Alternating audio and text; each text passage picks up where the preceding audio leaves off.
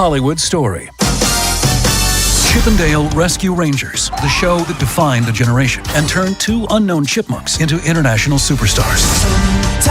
But as success took Chip 'n Dale to new heights, to many more seasons of the Rescue Rangers, we were living the dream, dancing the Roger Rabbit with Roger Rabbit. no one ever imagined it could all come crashing down. Hello, everybody. We're here again with you on Adore It or Ignore It. I'm your hostess. I'm Donna Morgana. And of course, we always have something to share with you every week that's new and fresh. And of course, I got my mommy of two with me, and that is Jessica Crump. So, hey, Jessica. Hi there. How's it going? Good. We're at the feet of summer. It's still technically spring, but we have got school's out just around the corner, and literally vacations will begin, but all the fun is still always there, the movies and the books and all that. So we're going to share with you today a movie that Chip 'n Dale, that really doesn't get the highlight like a Tom and Jerry or a Bugs Bunny, but they're still around. And two little chipmunks, and they made a movie, and it's called Rescue Rangers, and Jessica saw it with her kiddos, and she's going to share what she found with the movie. This is a Disney movie now. And they own the characters, so let's see what they do with the characters. So tell us about Rescue Rangers, Chip 'n Dale.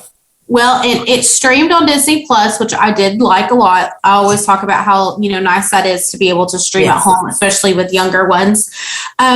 So what I really liked about the movie is that it was a 90s theme. So I'm 31. I'll be 31 this week, actually. So I liked that they did a lot of the 90s. Like, it was very throwback for me. The references I got, I was like, oh, okay, this reminds me of my childhood. However, my kids didn't get it. They just said it was way over their head.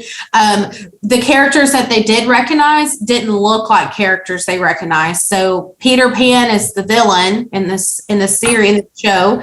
I know Peter Pan. He's the bad guy, and he looks very like he has not taken care of himself since the 90s. Scruffy, shirt was too small, just was not Peter Pan. It was just very strange. So basically he runs this operation that he's a bootlegger, and so if you owe him money, he takes your character, pieces of your character, and puts it with other characters to create cheap toys. So it was bizarre. Definitely was over even my younger one was not impressed with it. He did not adore it. My older one was like, halfway kind of involved, but really it was still a little bit too mature for him to really know what was, going on.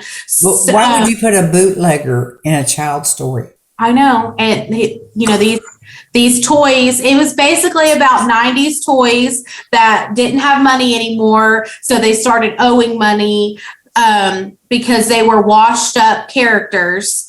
So this guy took advantage of that and started breaking down their pieces and making new toys. So the toys that he made were not recognizable to my kids because they didn't understand the reference was a mustache from this person and hair from this person. They just didn't understand it.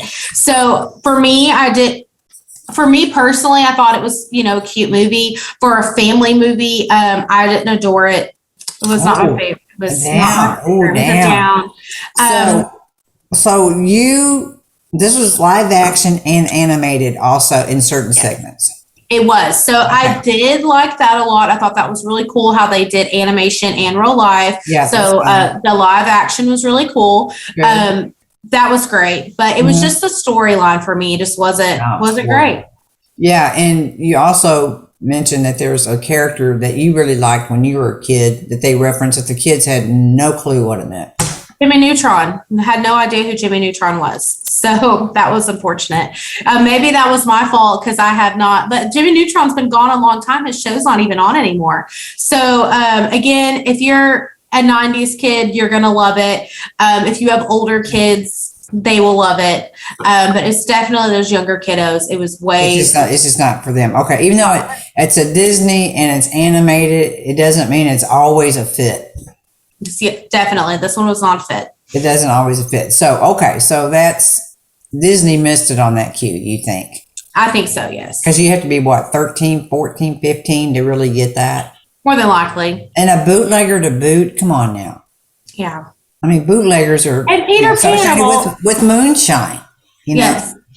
And it was Peter Pan, too. And I was like, it was just a strange fit. But Why would they make Peter Pan bad guy. a villain? I mean, why? Yeah. A But bookie.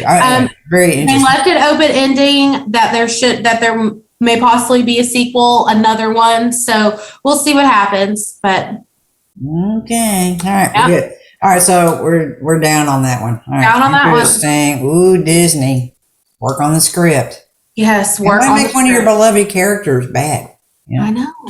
I know. Silly. Okay. All right. That's that. Now, we got, what book do you have for us today? So today I have in my heart a book about feelings. So I really, and it opens up, each page has a little heart cut out and it just gets smaller and smaller and smaller every single time.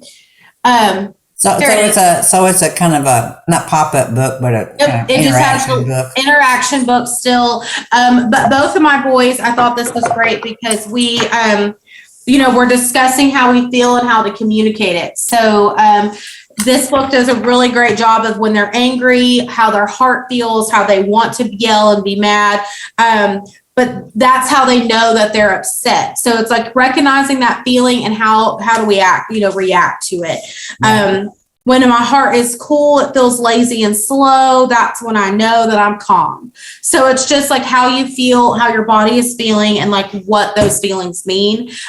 So for sure, I love this for Carter, but even for Cooper, sometimes he's getting older that he needs to recognize like how he's feeling and how we deal with it. So I really, really like this one a lot. How to react to it. How to react. So it's a book of feelings. And yeah, it's by Joe Whittick. Joe Whittick. Okay, great. And how many pages is it?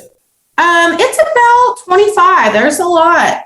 They go over every emotion: silly, fun, hopeful, which I liked, silly, shy. So yeah, it just goes over pretty much everything. And then it asks, today my heart is proud. How does your heart feel? So I liked recapping on this, like, okay, how do we feel after, reading this book? Obviously they felt calm but sometimes I'll even ask them that throughout the day. I'm like, okay, how are you feeling? Like, you're obviously not happy right now. So, it's just a way of just trying to get them to understand like what their emotions are and how we handle them. Yeah. Okay. All right. Very good. All right. Wonderful. Well, it's always something to, bring up here from time to time for sure. Because they're kids and they're going through all kinds of stuff. Kind of thing. So they're going to react no matter what. So sometimes giving them a channel to do that with is helpful. Okay. Perfect. Now we're going to skip a week because everybody's going on vacation after school. So that's a very important thing. And then summer's coming up pretty quick. So we'll see what the summer blockbusters will be and cover those and keep within the routine of that. Now, when the days get longer, do they read at twilight hour or do they still read at 7:00 every night? Usually they're going to read more than likely later in the evening because they're going to be outside until, late. Sure. So. Yeah, absolutely. Yeah. Aren't we all, to kind of watch the beautiful sunset and stuff. So it's hard to do that. So it's our favorite twilight time here that puts them right to sleep. It's even better. So, kind of thing, get them worn out a little bit, kind of thing. Other than that, all right. That's what we have for you today. We have a not good on the movie on Chip and Dale. Ooh, even the big guys miss it every once in a while. They do. And then we have a Adored on the little My Heart book. So that's really good. It's like the new Coke. When they did the new Coke at one time, the biggest soft drink manufacturer in the entire planet changed it up. Dumb. Really dumb. And they went back very quickly to the other stuff. Because even the big guys make bad decisions sometimes. So, it just proves to you. People want what they want, and they don't want something new. They want their For sure. They want their Coke. They can bring. All right. Well, listen, that's us today, and we will see you next time on Adore It or Ignore It in about 2 weeks. See ya. Bye. Bye.